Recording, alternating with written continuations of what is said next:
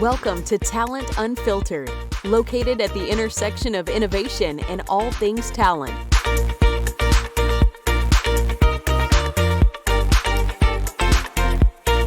Talent Unfiltered is presented by Intelligent and by HireWorks. HireWorks, talent forward. Now, here is your host, Ron Gaudier. Hello, everybody, and welcome to Talent Unfiltered, presented by Intelligent and by HireWorks. I am Ron Gaudier, coming to you, as usual, from Chicago. Now, if you're not familiar with Talent Unfiltered, it is a podcast that is focused on all things talent. So anything that could affect a company's ability to hire talented and diverse and a committed workforce is fair game for our discussions. Our guest today is Sanja Licina. She is the president of QuestionPro.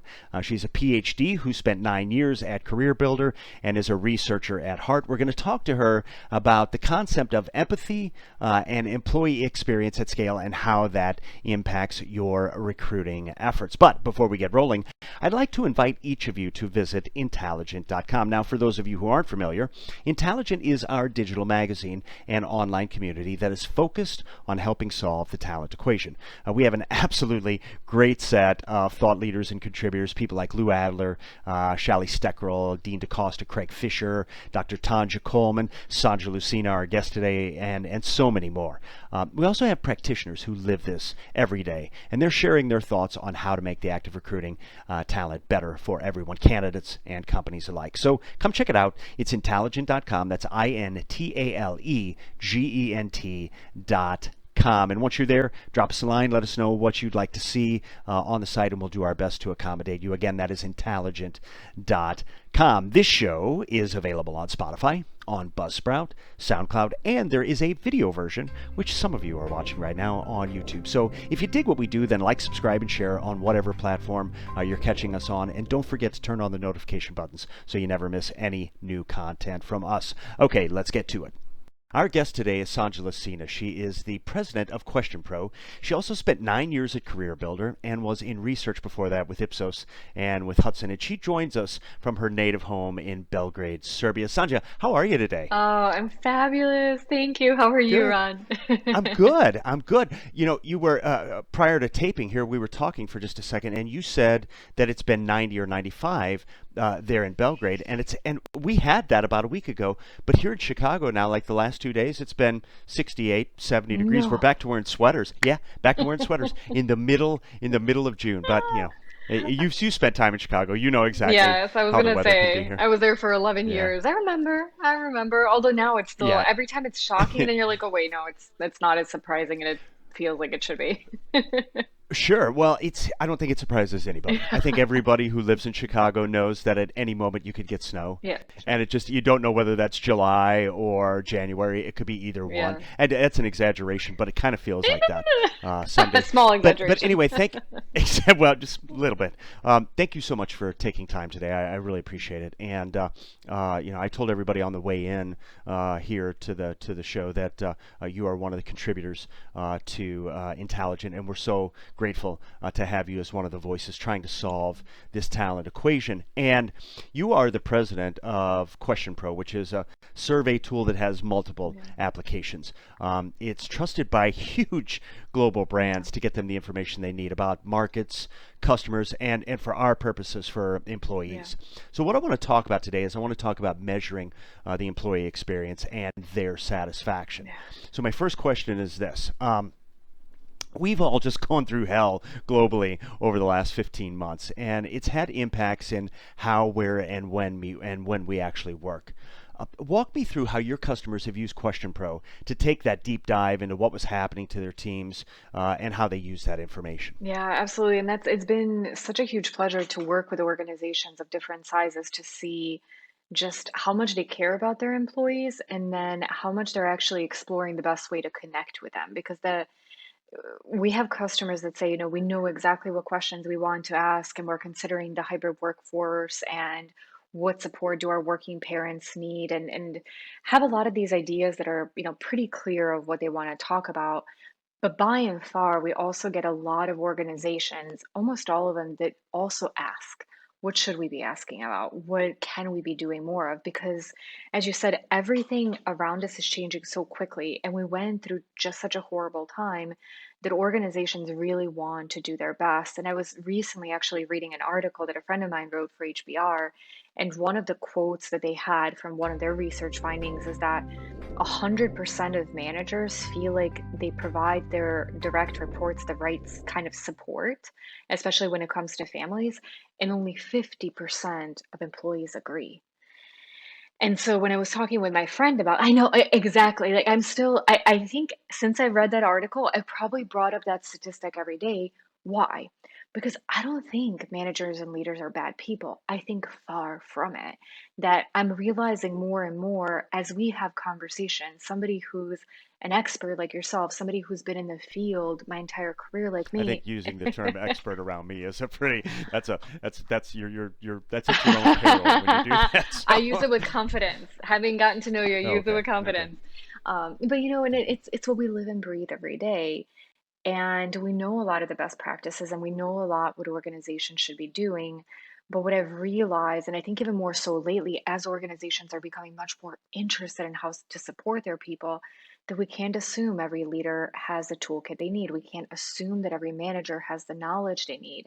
And so, for organizations that we're seeing, that we're partnering with, as they're going through this exploration, in the best way possible to understand where is the opportunity to educate their workforce, where is the opportunity to provide more support, to provide more guidance, not in such a way. I think, unfortunately, as humans, oftentimes we're trained that you pass or fail something and you're expected to be amazing at everything. And that is so unfortunate because, especially given the current situation, none of us know what to do.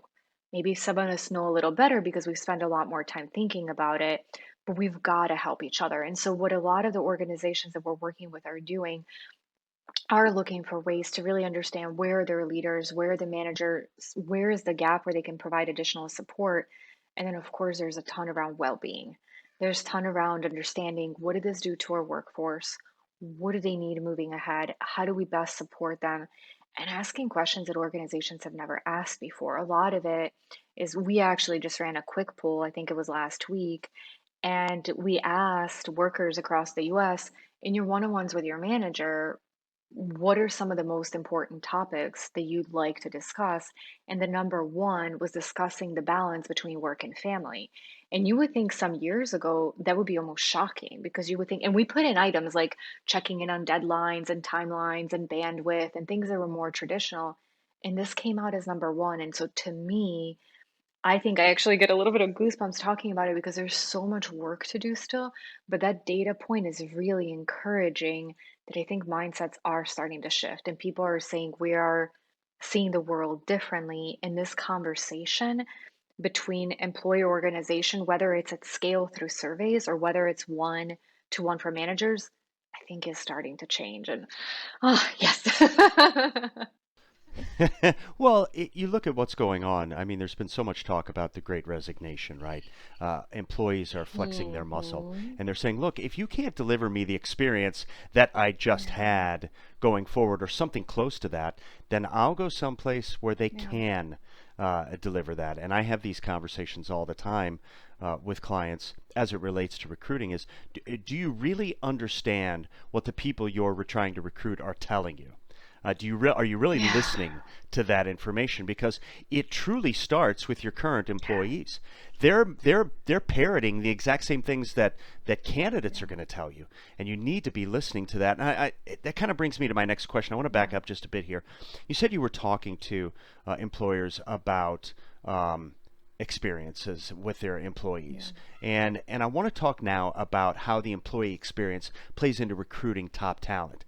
My question to you is, do leaders truly understand that their real culture, what they're about to kick back out there, is what plays a role in recruiting? And by that, I mean the one that the employees actually live in, rather than the one that they put out in branding materials Yeah. or do engagement exercises like QuestionPro, provide them that kind of feedback. So How do you help them move their talent efforts forward along Yeah. that line more effectively? Absolutely. So one of the things, it really varies in the organization, but one of the things that we've really seen in our culture work is that a lot of times the way that the culture is perceived and lived can be very different, for example, by the leadership team and top executives versus like frontline workers, maybe even frontline managers.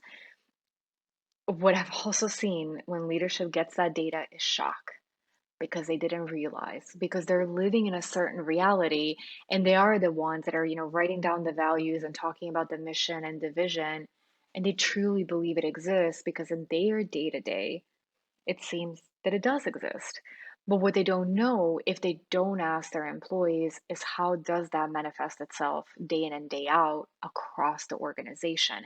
And so we do see those specific silos. And I think, again, not with every organization, but I would probably say more often than you would expect. And maybe it's the nature of organizations that are now doing these surveys. Maybe something came up, there was some kind of challenge, and they said, okay, we need to figure out what's happening because we're not sure. And to your point, I think that 100% goes into recruitment for various reasons. One is that there are no such things as closed doors anymore. Everybody can get information about an organization very easily, whether it's Glassdoor, whether it's talking to a friend. I mean, I don't even know how many degrees of separation there are between any of us. But if you want to join an Sure. organization, you're Well, going to I mean, find out what it's like one way or another. well, sure. I mean, we talk Yeah. about it all the time. We say, Amanda in accounting is either your best recruiter or your worst Hmm. recruiter because she lives the brand, Yeah. she lives the culture every day. And if she's unhappy, that message will hit the street. The culture is never what you think it is as a leader. Mhm. It's what everybody outside your organization actually thinks your Yeah. culture is. And that's one of the things that I try to Yeah, impress upon absolutely. my And that's clients. the thing with recruitment and what you just mentioned about this great resignation and people moving around is that work is really important for individuals. Whether you're working from home or whether you're going in an office, it's a huge part of your day. It's a huge part of what like makes you happy, what makes you sad, what stresses you out. There's no reason to believe that if you paint this picture of something that's beautiful and perfect to your talent and the people you're looking to recruit, and they walk in and they're like, wait a minute, virtually or in reality, people figure things out pretty quickly. And so a lot of times what's even happened is individuals that are interviewing are often not interviewing with one organization. And so what I've seen too is that people, even I think now more quickly than before, will turn around and go to another offer. And it's getting even trickier where sometimes I think people even start before they decline other offers because they want to make sure that what they were promised is real before they cut any of their options out, which, if you think about it, makes it so much easier to go back to someone and say, ah, yeah, I do want to take this offer. And you know what? If you walk into the door of an organization that made you promises that are actually not true, you don't feel a commitment to them. You feel betrayed. And so you feel like, well, I'll just ghost you. The relatively new fun Exactly. term is that Yeah. I don't owe you anything. If you weren't truthful with me, I don't forget that I, owe you 2 weeks or anything. I'll just go because I feel cheated. And so it's a really interesting dynamic. And I think, in some ways, at first when I saw that shift, it shocked me a little bit. And I thought, how could people do that? You impact, it's not just a job, but you're impacting a team, you're impacting a group of people. But then I realized if somebody is starting a relationship and they don't feel like they're being treated right, why shouldn't they? They might as well cut their losses right away. So that, Yeah. I think, with talent having more options and without those dynamics shifting, it's really important for organizations to understand their culture because, again, I don't think it's always even them intentionally being not truthful. It's them not realizing. And if you have a recruiter that sits in the HR department could also have a very different culture than the engineering department. And so they might not even be realizing that the promise that they're Hmm. giving to somebody is actually not true. So really that deep understanding the transparency across the organization and making sure that it is a strong unified culture is becoming more and more critical to your point for retention and then attraction, I think much more so than ever even before. Yeah, it's I'm sitting here and I'm like, preach, sister. I mean, that was just it was so spot on because it's what I tell my clients all the time. A lot of times I end up working with small to medium sized companies, and we talk all the time about Yeah. what culture really is. culture is almost always driven from leadership. They control the vision, they control the direction for the business, and very often they will think they have a culture, as you said, but the behaviors that they reward are really very different than the culture that they put out there for everyone to see. And to your point, when people come into an organization and they think it's one thing and then they find out different behaviors are what actually dictates success, that's where the problem is. And I think all too often, one of the bigger issues, Sanja, is that recruiters aren't given all of the information that they need in order to effectively talk about an opportunity. And we focused so much on speed metrics. I talk about this all the time. It's time to hire, time to fill, and we never talk about things like the quality of the relationship, the quality or the number of new relationships that we have. For me, and I just did in one of our Into segments for Intelligent on this, talking about that it was time to recognize what recruiting really was. It is a sales function inside your people organization, and it needs different metrics, and it needs to be focused and pointed in different directions by the C-suite, because they have to go fast, right? Everything has to go fast for them in order to beat their competition. That doesn't always work in places like talent. And, it's, so thank you for bringing that up. I'm glad that a C-suite person is telling me exactly what I've been thinking, which means I'm not completely crazy. So, okay, then. well, okay, give it time. All right. Give it time. So you have a really interesting background. And I want to spend some time talking about that. You spent time as a consultant to the Harvard Business School. Then you went into research with Ipsos and Hudson. And then you spent 9 years at CareerBuilder, which is where I want to focus for just a minute. When job boards became an everyday tool for recruiters and talent teams, we all felt that we were forever changed for the better because candidates were now marketing themselves and they were a little bit easier to locate. Finding candidates is even easier now, but getting them to engage is a whole lot tougher for a lot of reasons, not the least of which is message overload. So when you think about the HR and talent industry and how that's changed since you started at CareerBuilder, what do you see as the biggest shift in the space? And how do you think the fallout, if you will, from 2020 will accelerate those changes in how things get done for recruiters and talent teams? Yeah, it's been a long time since I first. No, it's a loaded question. There's a lot of stuff in there. It's been a long time since I started at CareerBuilder, and I think job boards were relatively new at the point, and the idea that information and finding opportunities was so much easier. And to your point, people marketing themselves and making themselves known, putting themselves on the grid was a lot easier. It was a really big deal.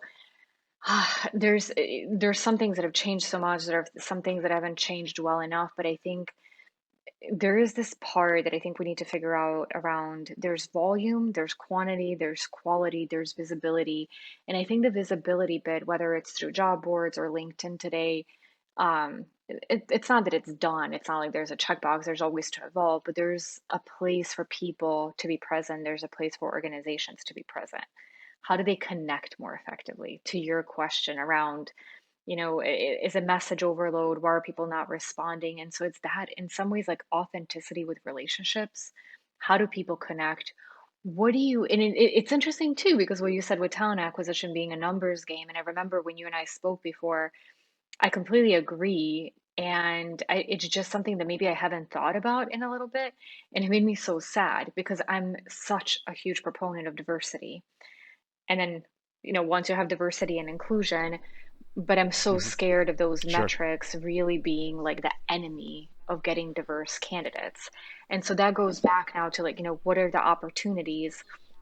It's how do you present yourself in the most authentic self? So I don't know when I updated my resume last, but it's the old school, this is my experience, how many years, a paragraph, what I did, here's where I went to school. But in some ways, I feel like I'm so much more than that. And we've been talking about that for a while as a society. How do you change the resume? How do you really humanize a person? But then there's that, especially in the US, concern around race and gender and age. And how much do you communicate truly about yourself without potentially hurting your chances? Because now somebody's saying, maybe you're, a little too old for this position of your childbearing age or whatever those things are. And so I think in that sense, there's still, the shift has been so huge in how people can find the method to connect, there's still this huge opportunity around if somebody reaches out to me and I really don't know them, why would I engage in a conversation with them? It is sometimes a numbers game, Exactly. like you said, very much like Exactly. in sales, is that you can study a person, you can learn so much about them, you can write just the most heartfelt message that it took you like days to figure out, and you never hear back, and that sucks.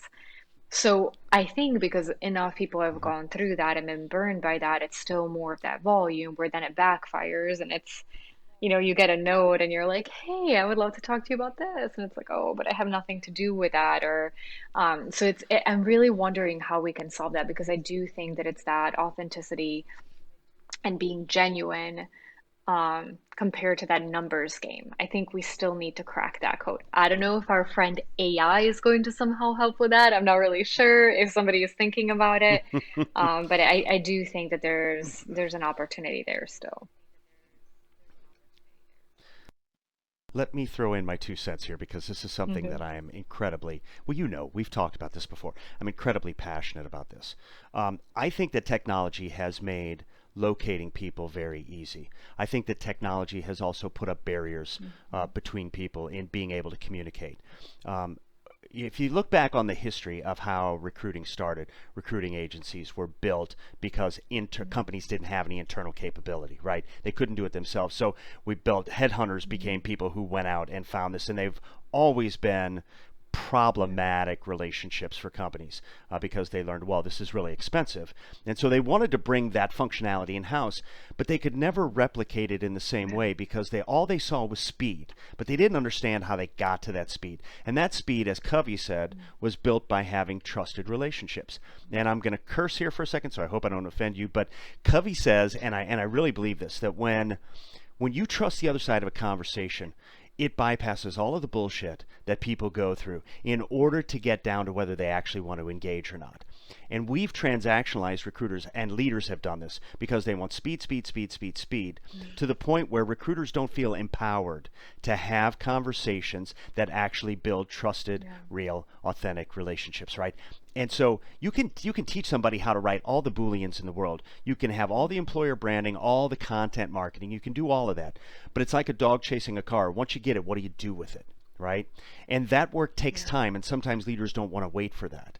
But I believe that we're at a really critical time and talent that if you spend the time and you invest in teaching and training your recruiters to stop trying to go as fast as they can and Yeah. focus on hiring right rather than hiring fast, that you'll have kind of a renaissance in things that I refer to Yeah. as analog skills for a digital world, right? I mean, that's really what this is about. It's about when I started, Sanja, I dialed the phone 150 times a day. Yeah.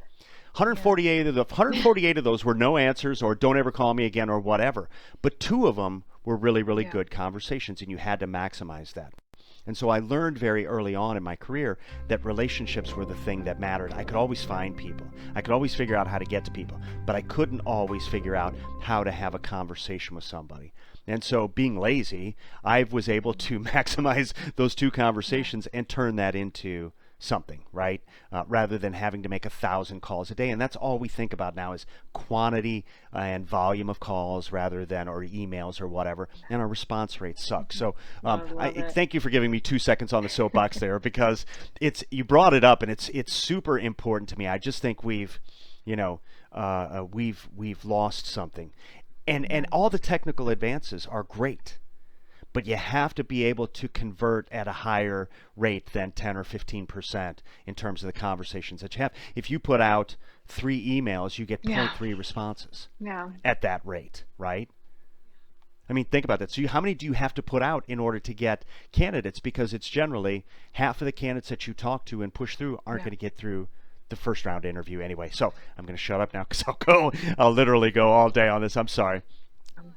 No, no. I like, well, I mean, it's spinning my mind too, because I think based on what you're saying, the one thing that's interesting is also like our obsession with numbers and our obsession with growth, because I feel like this is something else that for various topics is coming up in conversation where people have asked me, and I want to ask the same is, we've been doing this, it doesn't work. Why in the world are we not changing more effectively? Why is it that it's always the higher number? Why is it that your KPI is going to be this many, conversations or this many interviews versus really maybe like a genuinely good hire or tenure of that, or like how do you place more weight on certain metrics that have more meaning? And sometimes I don't know, like I think in here, I don't know if it is that human obsession of like, okay, we always need to be stronger, more muscle, faster, better. And then we translate it to other parts of our business where even when we sometimes realize that it's maybe not right, like, is just changing it too difficult or is it too risky? What do you change it to? We've always done it. Like, I don't know, but I think to me, they're just too many things that I think we're realizing don't work and are just taking forever to change. Like, why? It's crazy, and it's Why one of can't the we do it questions we're trying to faster? answer, over on Intelligent. It's Yeah, it's a talent equation, right? It's Yeah, what role does leadership play? What role does HR and yeah, talent play? What place do external agencies have in the equation? Because whether you like it or not, you still have bandwidth challenges, and you have to have support sometimes, and sometimes that comes from outside agencies. But we've vilified those people as used car salesmen when that's really not what they do. They're excellent at relationships. The really, really good ones are. Anyway, yeah, got to move on because I'm going to run out of time. We'll be yeah, here literally all day. When this yeah. is over, I'll call you and we'll bitch and moan about how bad the system is. So one of the hot topics right Yes. now, and you mentioned it earlier, is wellness, well-being, mindfulness. We actually have an event coming up in our first Intelligent Yeah. event coming up in August around mindfulness, well-being, and uh, how using that in leadership can actually improve the way you hire. But kind of double back here, people are super stressed. Yeah. Work has changed. For some people that's good. For some people it's not. It's probably never going to be the same as it was before. And even though there's still a lot of people who like the new paradigm, there are issues that arise. On the QuestionPro site, you guys talk about empathy at scale. Mm. And that really struck me as an interesting idea. Yeah. First, what I'd like you to do is explain what you mean by that, and then talk about its importance in a post COVID world. Absolutely. So we talked about empathy at scale because empathy as a concept has, I believe, always been important, but really has been put under a spotlight in the last year and a half during the pandemic to say everybody is going through something. None of us are, experiencing rainbows and unicorns I during love this rainbows phase. and unicorns, though. It's my People favorite have thing. different levels of Can't you tell? difficulty. Don't I look Yeah, like a unicorn? everybody Don't I knows. look like a Everybody unicorn knows. kind of guy? Yeah, Too few yeah, of us. seriously. Too few of us get it. um, but people are challenged with different things, and so it was so important for leaders to understand what does my team need? What are their challenges? And how do I most effectively help? Because I even know, as somebody that's a psychologist, somebody that's been studying this forever, and I was at home with a toddler who had just learned how to walk, thinking, like, how could this possibly, like, this is just chaos. People who are single and living by themselves, having wine and watching Netflix all the time, like, lucky them. And boom, data showed not so much that was the group that it was impacted the most because they were felt lonely, they were isolated. And I thought, wow, even somebody who I mean, I believe I'm relatively self-aware, I am empathetic. My mind went to a different place and made assumptions that were not correct. And so, again, what we were talking about at the beginning of our conversation, that managers are humans, and definitely the vast majority of them are not psychologists, they're not therapists. They need to talk with their people, but it's really difficult for the organization to put all the expectations on them to be empathetic, to get their employees what they need.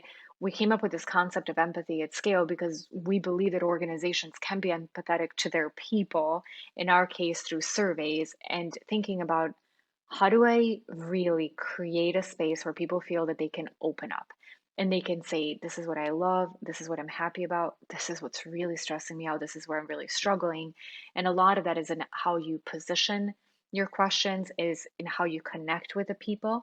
And so that's where we started talking about that topic, because we wanted to make sure that any opportunity that we got, people were clear that we were believers in the criticality of empathy, but also looking at it from a different standpoint, than just that leader and employee direct relationship.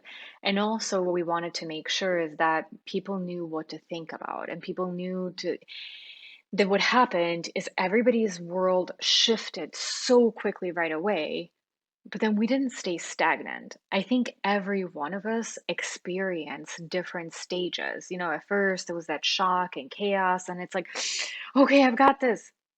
Okay, is this ever going to end?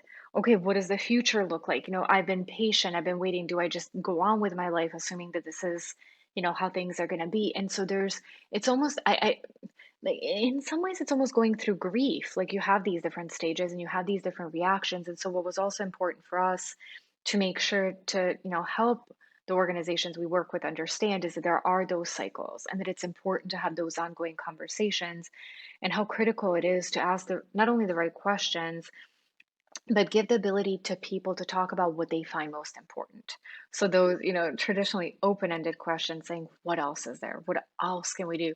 We know that this is such an incredibly difficult time. How can we help you?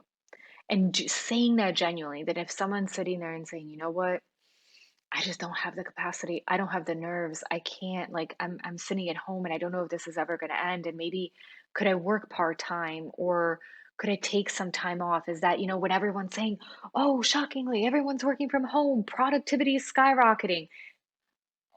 Oh, okay. So I'm feeling really stressed out. I'm anxious. I'm burnt out, but everyone's really productive. What am I going to raise my hand now and ask my leader to, take time off? Yes. Yes, because guess what? You should. You're a human and you have the right to do that. And we want you to feel comfortable to do that. And I would bet that you're by far not the only person. So if we can create that space and give people those voices, that's so critical. So to me, people are nuanced, people have different needs.